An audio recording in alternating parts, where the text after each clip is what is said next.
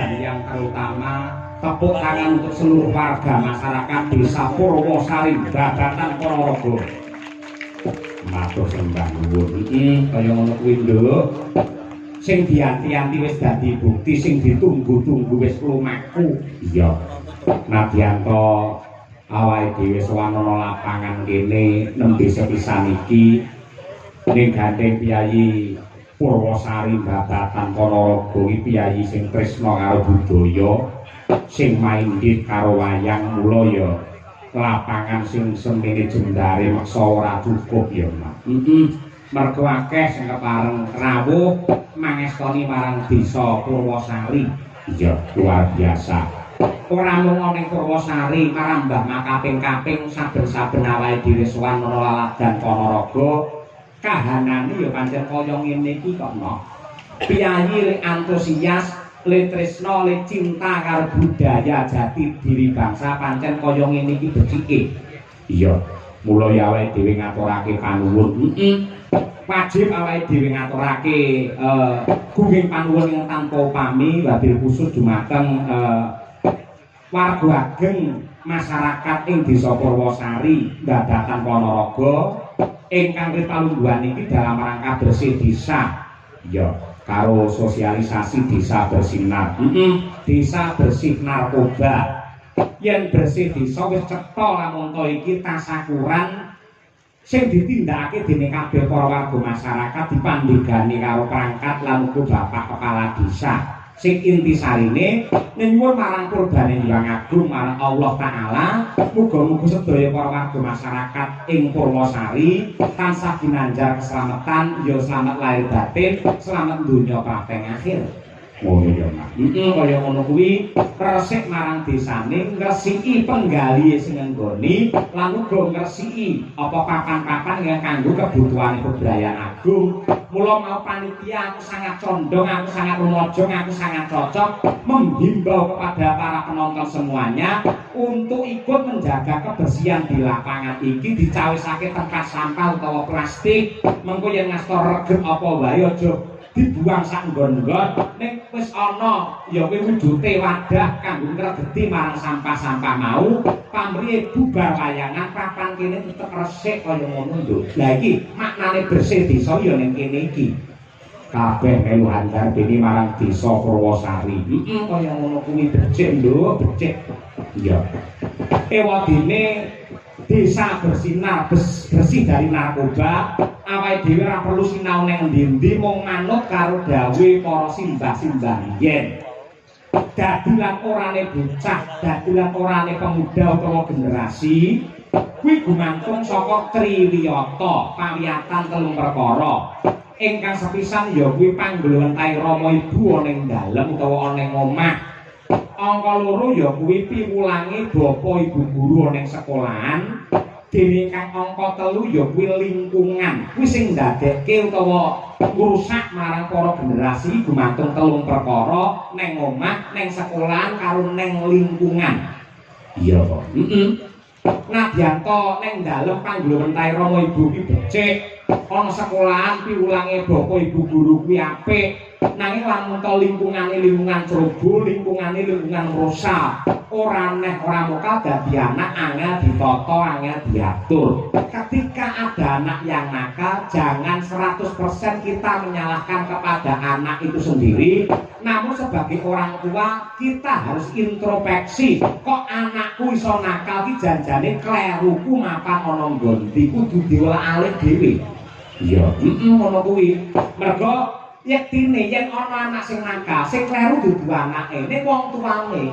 Ngono ya. Kaya ngono kuwi, le milih sekolahan piye, le trawungke piye, le glowentah ana dalem ki piye. Mergo nadyan kaya apa lan kepiye. Mbuh 10 tahun utawa 20 tahun sing bakal teko, sing calone memegang tongkat estafet ya kuwi nyiseni marang kamardikane bangsa Nuswantara iki para nom-noman kuwi aja nganti mengko morale dadi rusak, pakatine dadi bobrok, mergo anane narkoba sing bener-bener rusak marang generasi bangsa. Aja mung nyalahne anake ning kabeh para piyai sepuh bebarengan gatekke karo anak. Rata-rata anak sing nakal ngono kuwi mergo kurang perhatian saka wong tuwa, iso uga mergo wong tuane rusak-rusakan kegiatan karo bojone iso. Terus banjur nggih pelampiasan dadine kaya ngono. Lah padha karo Pak Lurah Purwosari iki, Pak Sukatman. Dadi lurah ki ya kudu adil, kudu rata. Nuwun sewu yen cara nggenku selaku kepala desa ki gelem ora gelem kersa ora kersa, sirahe iki nuwun sewu pikirane diparo dadi loro. Kiwa karo tengen. Ngono. Sing tengen kuwi nggih ngurusi nggih srawung, nggih bekti karo para kiai alim ulama lan para sepuh. Ning sirah sing kiwa nggih srawung karo cah nom-nom sing gaweane. Lho, ngono ki aja diseneni, aja digething. Ning ayo dirangkul, ayo dicedhaki, men enggal entuk solusi mergo bocah nom janjane perlu kasih sayang, perlu perhatian sing kaya ngono kuwi. Iya, kaya ngono kuwi. Wis tepung ya karo Pak Sukatman. Wis wano yen-yen pacare karo ketua panitia nalika aku wayangan ngene Pak Suwito biyen sing kepareng manggi awake dhewe. Wingi kae neng endi Pak iki? Nggih, Demung nganti lali, kekerepen ning Ponorogo lali nanti. Teng Demung wingi niku nggih kepareng rawuh Pak Carik, ya Pak Lurah ya gerah ya demben malah panjenenganipun mung sewu malangan kecelakaan. Iya, yang saiki wis sehat, muga sehat sak teruse. Iya, lagi sore mau aku bisa ketemu karo panjenengane. Aku mau lak jam 5:30 sore wis teko kene. Iya. Lah kuwi ora ngerti. Ora ngerti lamun sing manggake kuwi iki mung sewu Pak Lurah, tak kira tukang kebersihan. Oh iso ngono. Mergo ora ono sing gawuhi kok turu tau kethuk. Betul ya dereng siram Pak Lurah sing ngangge kaos kae putih ora, coklat ora, gitu. Ngono kuwi, aku ora ngerti. Terus karo Pak Carik dikandani Pak Dalang niku Pak Lurah, ya ampun, piyayi le sederhana tek kaya ngoten niku, piyayi le prasaja tek nganti kaya ngono kuwi. Tanpa beda kaya Ratu Ngamata Prabu Puntadewa. Piyayi niki apa anane sabar, jujur, hidupnya sepenuhnya untuk diabdikan untuk kemuliaan warga masyarakat di Purwosari yang tercinta. Itulah Pak Lurah. Ya, mulai yang pidato betul masalah Pak Lurah, pidato basa campur betul masalah. Timbangannya nek lurah pidato bahasane halus ora tau wayangan. Ayo. Nggih betul Pak? Kalau Pak Sukatman kiyaine agak ora masalah, sing penting tetep nyenengi warga masyarakate, ben masyarakate seneng atine, yen penggalihe padang nyambut gawe sregep, yen sregep nyambut gawe insyaallah rezekine melimpah ruah kebak berkah. Allahumma. Allahumma. Jamaah. Terima kasih, terima kasih. Hasbunallah wa ni'mal wakil.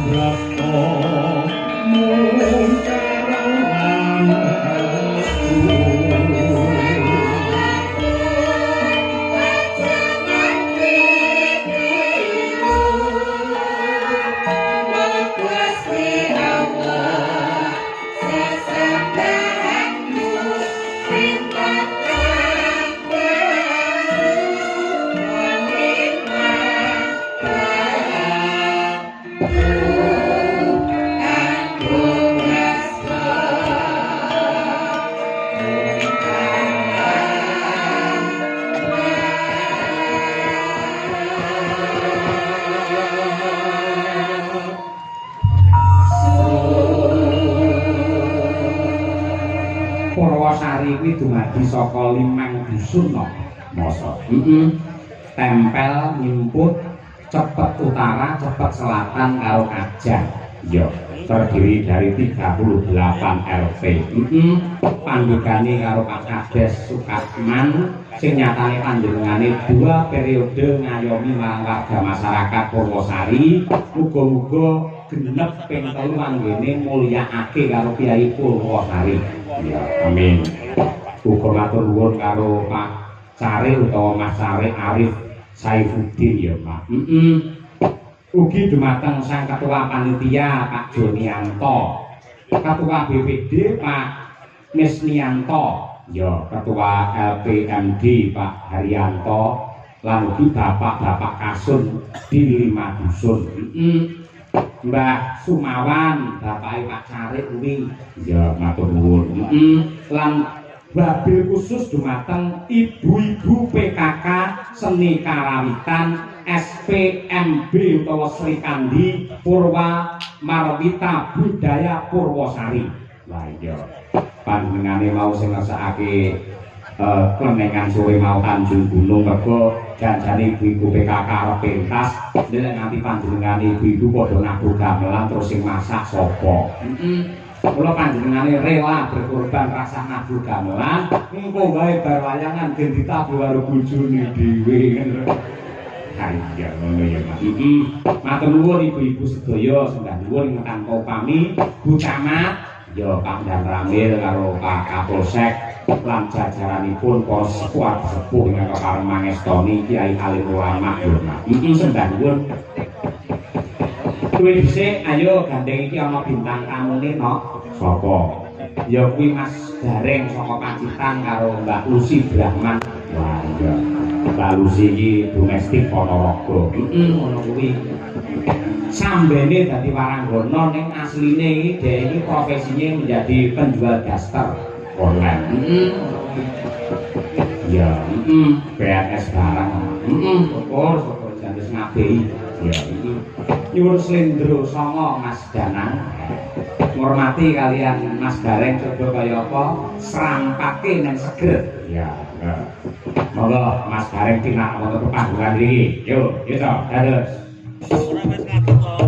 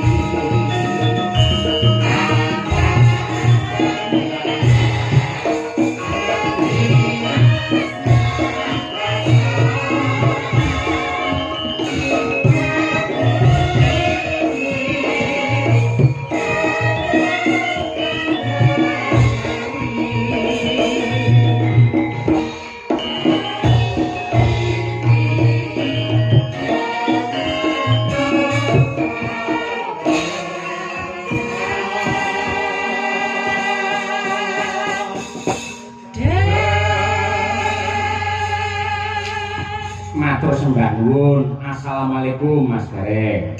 Waalaikumsalam warahmatullahi wabarakatuh. Mas Cah Cahya Kuntadi. Nggih, Alhamdulillah saged sowan teng Purwosari. Nggih. Kanthi kawing lujengan kebagaswarasan selamat boten wonten alangan setunggal menapa. Amin. Amin syukur.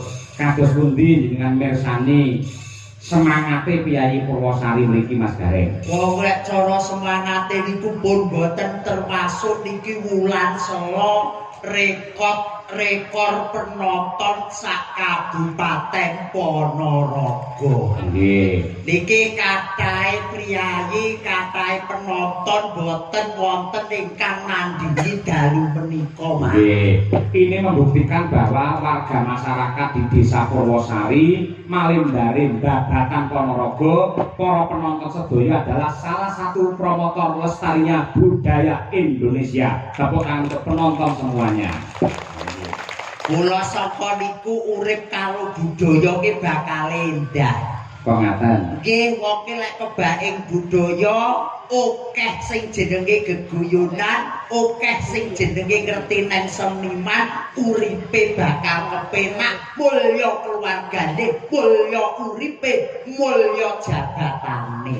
Amin ya rabbal alamin.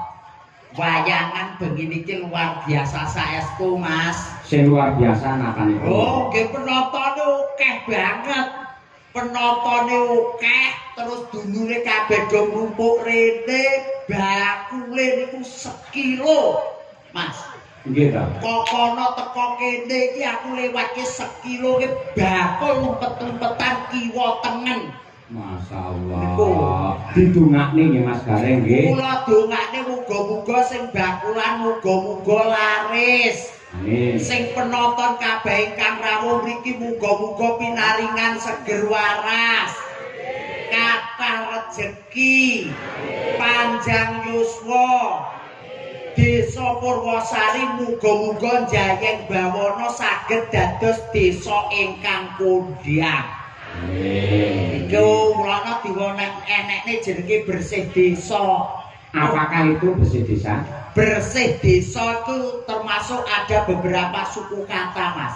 Ya. Ada ber, ada sing, ada d, dan ada so. 4 suku kata. Betul. Yang pertama Bersama masyarakat, Bapak Lurah dan juga tokoh masyarakat dalu menika ngawontenaken tasakuran bersih desa. betul. Iki kabeh do nglumpuk, Mas. Nggih. Sing saka Ormas teko, Pak Dewan teko, Pak Camat rawuh, sedaya Ibu Camat nggih rawuh, sedaya nyengkuyung ingkang dados napa ing dami-damane dulur kula Purwosari. Yang kedua Bersih kawelasaning Gusti bengi iki alhamdulillah boten udan. Nggih. Jare panitia niku mergo ra udan jenengan sing dadi pawange. Lha nggih to, wah kula ki tenan Mas nuwun sewu lho Mas. Lah ilmu kok ditularne kancane. Wong jenenge duwe ilmu wong mulak udan iki gampang to Mas. Nah, kula mah guru kali jenengan pripun Mas. Wong kula ki wong elek-elek ngeten iki nggih dukul pawang udan. Syukur. Contone udan teko saka etan. Nggih. Tak tulak balik ngetan. Udan saka kidul tak tulak melayu ngidul. Udan saka lor tak tulak melayu ngalor. Udan saka kulon tak tulak melayu kulon. Terus Udan saka dhuwur. Wong Purwosari sugih-sugih lho Mas. nggih ta. Ya terope ya dibeki to. Nggih. Kok dadak bingung ora usah golek pawang. Undake tukang telok dibeki dulur kabeh rasa mar udanan. Nggih, alhamdulillah. Niki palilahi Gusti ingkang teges sedaya niku ikhlas lillahi taala ngenekne hiburan ngenekne tasakuran Mas. Diberkahi dening Gusti Kang Maha Agung. Dulurku Purwosari bengi iki wayangan aja ngantek udanan. Niku. Selanjutnya Dene bengi iki dalange Mas Cahya Kuntadi sekalian Ibu Sukesi Rahayu. Nah, Niku wong sakeluarga. Nggih, terakhir Saben wayah Sela niku muga-muga diwontenaken tegese wayangan kados dalu menika. Amin ya rabbal alamin. Pokoke muga-muga ora sah dadak eneke anggaran disusut ya ora apa-apa ya Mas ya. Sing Awakmu disusut. mosok to? Lah aku kancane wong 50 kuwi lak ijen. Aku kok ora disusut lho Mas. Lah piye? Pedotel. Ning mboten dados napa Mas. Kula ki kalih dulur Purwosari ki paribasane dhuwit ki nomor 6 Mas. Dhuwit niku nomor 6 kalih dulur Purwosari napa meneh kalih Mas Arif pacare ganteng iki lho. Aku ora tega narik 5.000 ya kalih 1.500 kok. Saya pertanyaannya sampe kok nyepeleke dhuwit nomor 6. Lah 1 nganti 5 apa? Pancasila. Oh, Pak dosen nggih paling boten nggih dasare negara Mas nggih. Garuda Pancasila. Keadilan sosial bagi seluruh masyarakat Indonesia. Begiki adil Mas. Ora didhuwurne, ora didekne dulur kabeh sak Purwosari teko rene njaluk donga muga-muga Purwosari saged kondang jayeng bawana. Amin ya rabbal alamin. Tur dawuhipun saking panitia lan ugi Pak Lurah, ini adalah ajang uji coba. Mangke menawi masyarakat tetap semangat dan antusias, insya Allah tiap tahun niku tetap wayangan ning digilir bisa uga ning tempel ning info terus ganti ning Cepet Utara dan sebagainya. Mengko manut karo masyarakat mergo sing jenenge panitia karo Pak Lurah ki anane mung ngamini apa kang dadi kersane waktu masyarakat Mas Bareng. Amin. Amin amin amin amin ya rabbal alamin. Tiap dusun dienek ning wayangan amin. Amin amin amin amin. Nek mau nggih dawuh Pak Lurah. Gandeng Pak Lurah menika Kyai sepuh benjang taun ngajeng tetep wayangan ning wayangan klasik tanpa bintang tamu dagelan bareng. Mas Cahyo, enek ku nolak tak done apa piye? Iki tak done apa piye ora mesakne. Dulur Purwosari mlumpuk blek lho, kabeh rame Purwosari mlumpuk kene kabeh lho. Kok iso wingi ngedone iki pangkatmu apa ngedone udan lho? Wah, aku pangkatku terop kok. Lho, tukang terop kok iso ngedone udan. Oh ya. Desane Purwosari, gandeng mau bersih desa wis jabarkan persuku kata. Saiki Purwosari aja nganti dilalekke. Purwosari 4 suku kata. Pur. Modar iki. Wis iki mau sepelane ning mburi ora nek kuwi. Lho, saiki iki zamane maju Mas Gareng. Jadi pelawak kudu serba cepat, tepat dan akurat. Aja nganti sambat. Wong jane kula niku mboten sambat, Mas. Ning lek nggih wong jenengan ki langsung dadakan ngeten iki kula kan nggih mumet.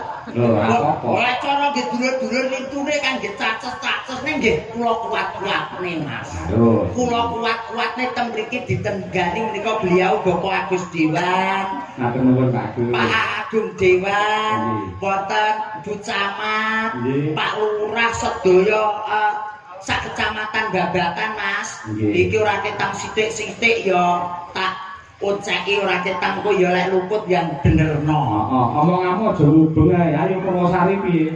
Yo, paribasane wong nggih boten kok ngoten to Mas. Paribasane kan kula kali jenengan ngeten iki kan ya perlu dengan berpikir.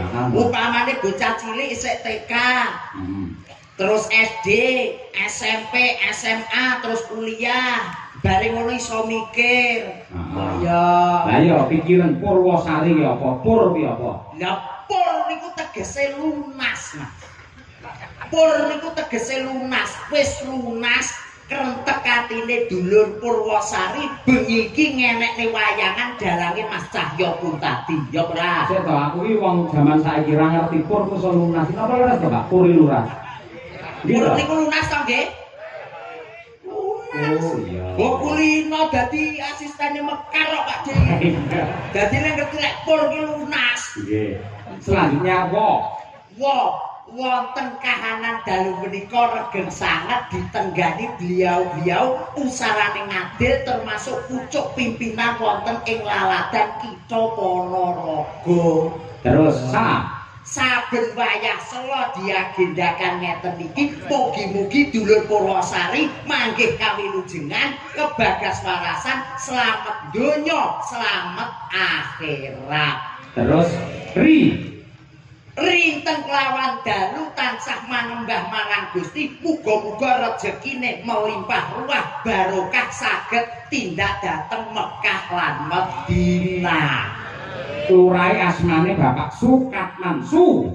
Sik Mas, tak mikir sik Mas, nggo padakne sing 15 yuta ya. Ya ora. Wong kene lho, nule mbok iculi lho, wong kok cepet.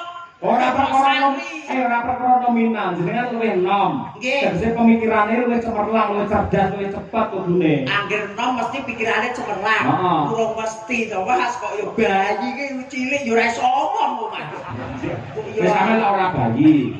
Ya wis bar bayi iki Mas. Ayo, Su niku sugih bondo, sugih kanca, sugih welas, tangga teparo kelawan masyarakat. Nah, ngene iki sing tak senengi ngene iki. Cerdas tenan. Tenan to, sugih kanca, sugih bola, sugih bondo, Betul. sugih piwelas masyarakat. Ya, kuwi mesti dadi lurah. Iki lho, kabeh disugihne. Lek ora duwe welasnya wong cilik, nuwun sewu lho. Nggih. Kadang kala sembako ya diotot. Niku Kowe ngerti. Lho, makan lurah Mas kula nggih. Ah, sing dijone karo masyarakat iku kowe to. Nah, Goro-goro ya sembako tak slenthenge lho, ah, Mas. iya. Oh iya nggih. Lek teng Purwosari mboten wonten. Boten enten ta? Mboten wonten. Oh iya. Yang kedua Kak. Kat sukat. Kat niku tegese niku napa niku sekatan. Kat niku Kat niku disekat. Tegese Bapak Sukatman niku tidak ada batasnya dengan masyarakat kecil, masyarakat menengah, pejabat bahkan pegawai negeri. Iki didung padha, didung rata.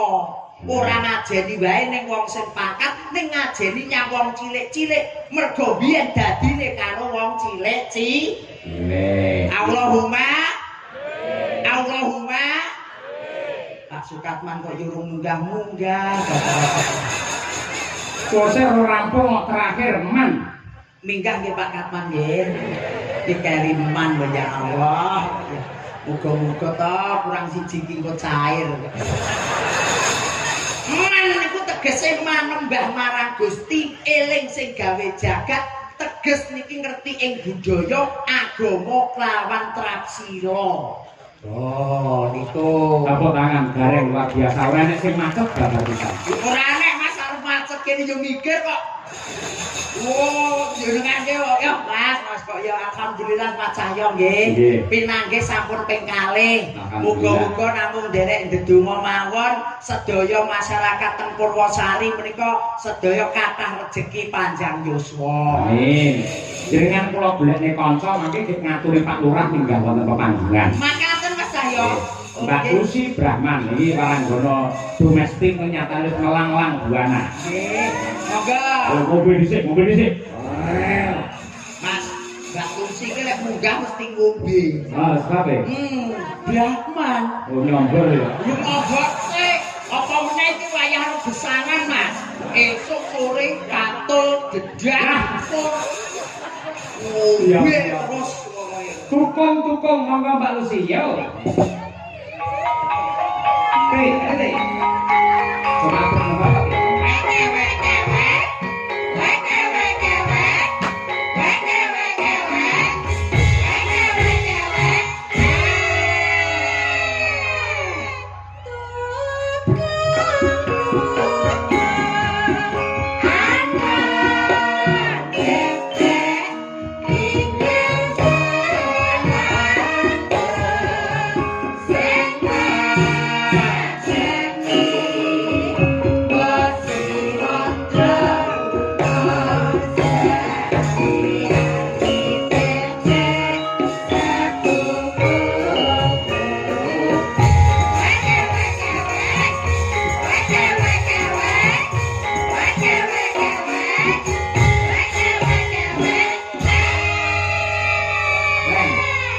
Iki Jawa sasi apa iki? Niki selo to, Mas? Bahasa apa? Lokat besar. Besar biasanya apa? Yo dibeleh lho, Mas. Nggih korban Belas apa? Brahman. Ya aja sia-sia ngono kuwi. Iki waranggana sing tresnani ya piye akeh. Waranggana niku kan gak usita to. Lek Brahmane kan nggih sapi, wayah besar ya dibelah. Truduk kowe. Lho apa kok truduk aku? Wong aku pawange belek kok. Aku mau sakjane wis tak ati-ati. Arep nderek kidalan cahya kuntabi. Alah, Selamat bedilek ler sebut. Lah kok iso Tahun selalu ning ngene bae jogetan. Cacah yo sentine.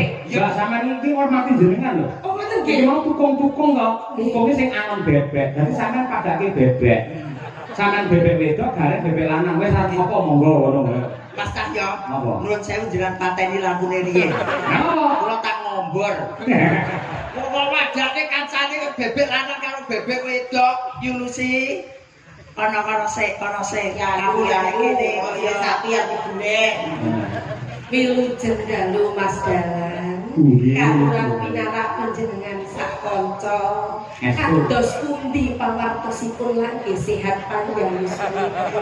Pangestunipun Mbak Lucy sehat nering sambi kala Bagaswaran. Alhamdulillah Bapak dosen kula ojekne kathah rezekinipun Amin. membawa seni wayang semakin muncul sak Nuswantara. Amin. Napa melih panjenengan taun iki digandrungi kali Piyai Ponorogo.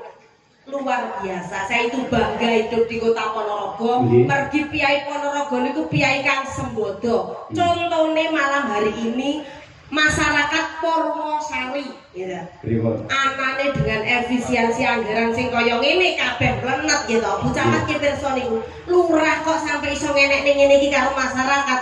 Jempole gak trimo siji 10.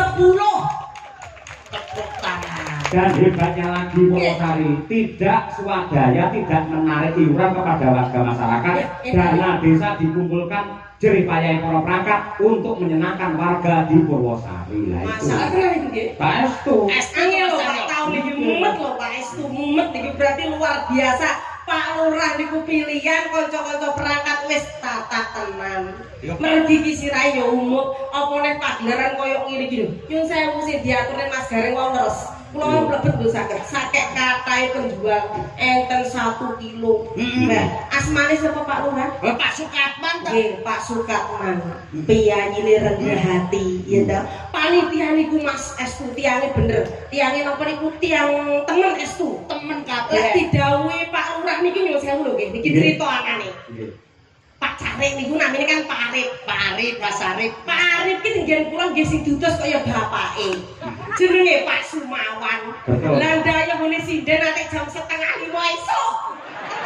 Lah aku kan yo ora Ya bener kuwi bener kuwi. yang perso. Ya punya honor setengah 5 loh. Pas kuwi. Aku ora gawe apa-apa. Aku kok gak daftar kae. Lah malah apa kok panjenengane ora rawuh ngene jenengan setengah 5 iso. Lah, iya. Ati to. Iya, betul. Lah iki ya ono lak wayahe nyombor. Aku ya beragapan lho lek diwayahi moro kok sakmono lho saking disipline piyai to Mas. Nggih aku wis lali ndak gawe apa-apa lek. Bapake Mas Arif. Asmane sinten mau? Pak anu sik Pak Sumawan. Sumawan. Pak Sumawan. Sumawan tegese suke piyai enggak becik. Nggih. Mana iki madhep mantep nih pangeran tegese piyai kang utun, piyai kang napa niku jenenge tekon agamane.